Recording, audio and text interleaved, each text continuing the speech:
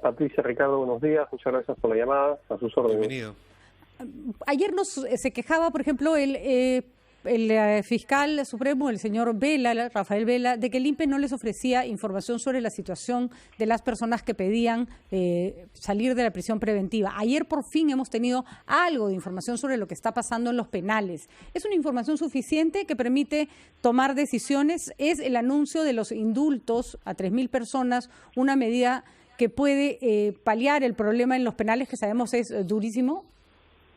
Yo creo que es una noticia muy positiva, que ya salió por fin, porque esto creo que ha demorado un poco la adopción de este decreto supremo. Recordemos que esto se pidió ya hace 3-4 semanas, tanto por la Comisión Episcopal de Acción Social, la Defensoría del Pueblo, la misma doctora Ledesma, Marisol Perestello, quien les habla. Es decir, ha habido, creo, un consenso en general de la necesidad, dada la urgencia del tema sanitario, de otorgar estos beneficios que estaban dentro de las posibilidades del Ejecutivo. O sea, lo interesante es que ya no necesitaba acudir a otros poderes del Estado, sino la Comisión de Gracias Presidenciales pertenece al Ministerio de Justicia. Por fin se ha dado esta ley, la cual felicitamos. Estaba leyendo porque acaba de salir. Y me parece interesante, ayer el ministro ha dicho que pueden salir hasta 3.000 personas, y esto inclusive, por lo que estoy leyendo, es que no es necesario ya que el interno o un familiar lo solicite, sino que de oficio lo va a hacer la misma Comisión de Gracias Presidenciales pidiendo, y ya está, parece que ya se remitió la información al INPE y también a nivel procesal al Poder Judicial, que hay que aclarar, por cierto, de que estos indultos solamente se van a brindar para los sentenciados. Pero ya en este momento de sentenciados hablamos ya casi el 65% de la población penitenciaria, o sea que llegaría efectivamente a más o menos unos 3.000 internos según los cálculos del Ministerio de Justicia. ¿Deberían entonces ampliarse estos criterios, señor Pérez Guadalupe, para otros, por ejemplo, para quienes no están sentenciados? Efectivamente, yo creo que este es un punto, no solamente el único punto. Tenemos más o menos casi 40.000 internos que no están sentenciados. Entonces ahí yo creo que tendría que intervenir el Poder Judicial, por ejemplo. Esos no sentenciados, ¿qué implica? Que tienen prisión preventiva. Ahí podría darse el cambio por comparecencia restringida o arresto domiciliario en el peor de los casos, entonces, pero cambiar. Pero también en el sistema en general, sentenciados y procesados, tenemos más o menos unos 6.000 internos que están... ya sentenciados, 6.000 internos que están sentenciados a penas menores de 4 años. Inclusive 1.000 de ellos tienen penas menores de 1 año. Entonces son casos especiales donde podría ya de oficio también el mismo Poder Judicial o la Comisión de Gracias Presidenciales la conmutación de la pena.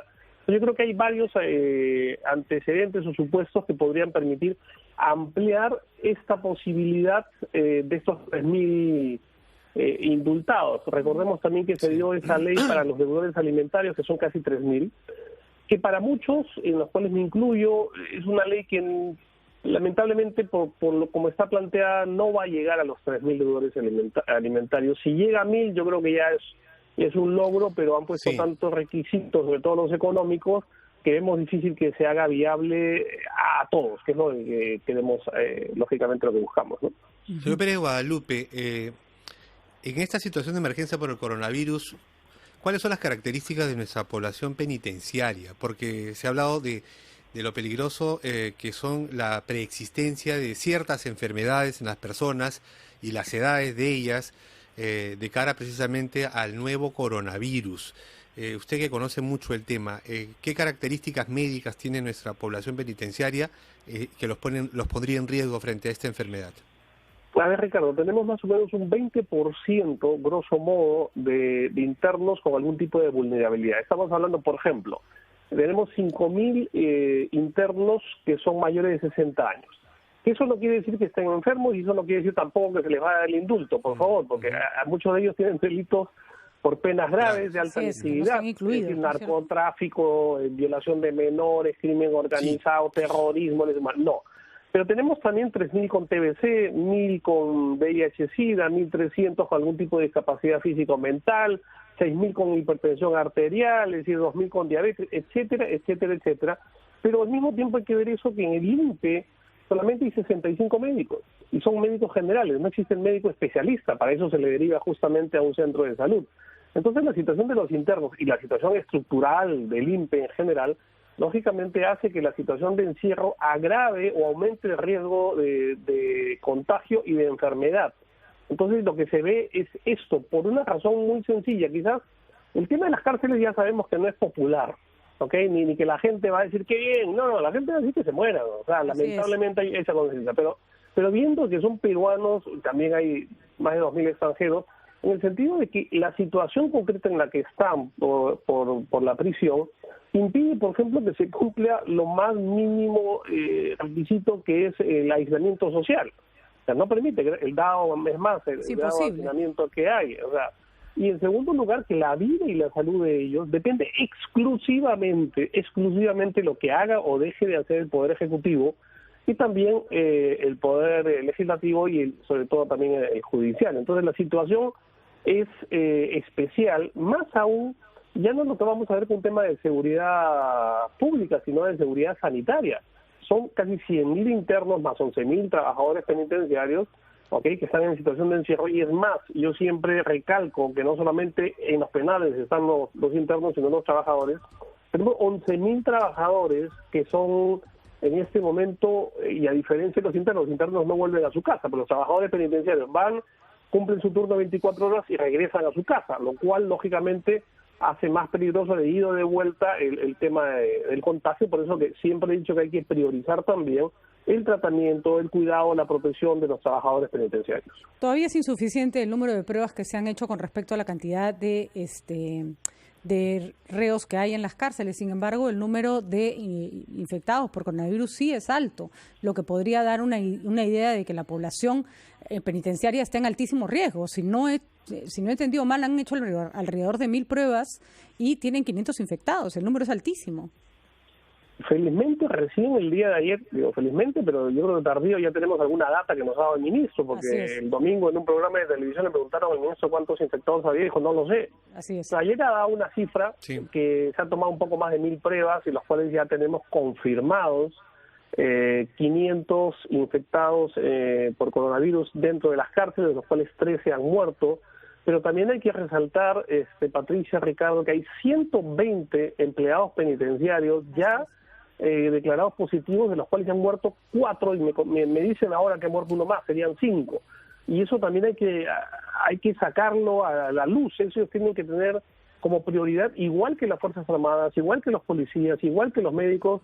Y hoy he hecho el llamado al presidente de la República, porque por lo menos en su conferencia de prensa, por lo menos mencione a estos héroes del INPE que han dado su vida en cumplimiento de su deber. Y nadie los menciona. O sea, y a eso voy. Yo creo que también, igual que todos los demás héroes que en este momento están arriesgando su vida por todos los peruanos. Totalmente de acuerdo. Como usted dice, señor Pérez Guadalupe, no es un tema popular, no es un tema que tenga buena prensa, pero recordemos que estas personas están en manos del Estado, y dejarlos morir en las cárceles es lo mismo que decretar una pena de muerte. Es exactamente lo mismo, ¿no? Sí. Y aprovechando su conocimiento del sector, señor Pérez Guadalupe, ¿cuál es la situación que usted puede apreciar en la Policía Nacional, también de cara, por supuesto, a el control del que participan en calles, en mercados, en todos los lugares en realidad? Ese es otro sector bien vulnerable, y quizás las Fuerzas Armadas cumplen una función distinta en esta emergencia. La policía, por ejemplo, sí tiene la capacidad del arresto y tiene que llevarlos a la comisaría, porque las Fuerzas Armadas no. Entonces yo creo que al comienzo, bueno, todos hemos ido aprendiendo en el camino, no se afinaron los protocolos de intervención. Veíamos a los policías que agarraban a las personas, ¿no es cierto?, algunos sin mascarilla, entonces los tenían que llevar físicamente.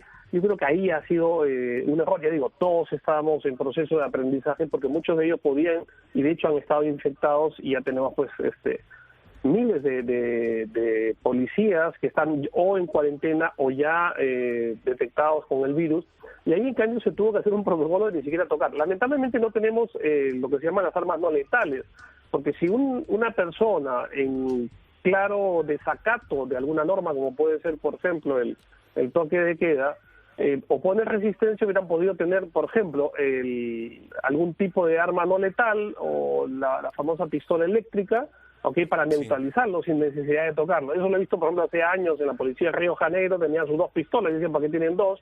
Uno era la pistola eléctrica, de hecho, o sea, entonces se tuvo que plantear otro tipo de protocolos. Ayer he visto otra intervención, por ejemplo, ya de manera distinta, no se le tocaba al intervenido, primero se le rociaba para desinfectar si es que tenía algo en su ropa o en él, esta infección, y llevarlo de una manera, digamos, con muchísimo cuidado. Y eso va a permitir efectivamente que no haya más infectados en los policías. También hemos visto, claro, lamentablemente en comisarías, por ejemplo. O sea, había 1 o 2 quizás asintomáticos, entonces, y eso diezma lógicamente los efectivos policiales, que en términos generales son 3 veces más que las Fuerzas Armadas, sin contar el servicio militar. Entonces la fuerza policial es fundamental en este caso, y ya digo, y era lo primero que teníamos que cuidar, igual que a los impes en los penales, igual que a los policías en la calle, ¿no? Así es. Muy bien. Muy bien, señor Gómez Guadalupe, clarísimo. Entonces, la policía está en riesgo, los trabajadores de Limpia, que tenemos que rendirle homenaje en estos momentos porque también están haciendo una labor durísima, están en riesgo, y el Estado tiene que velar por la salud de todos ellos.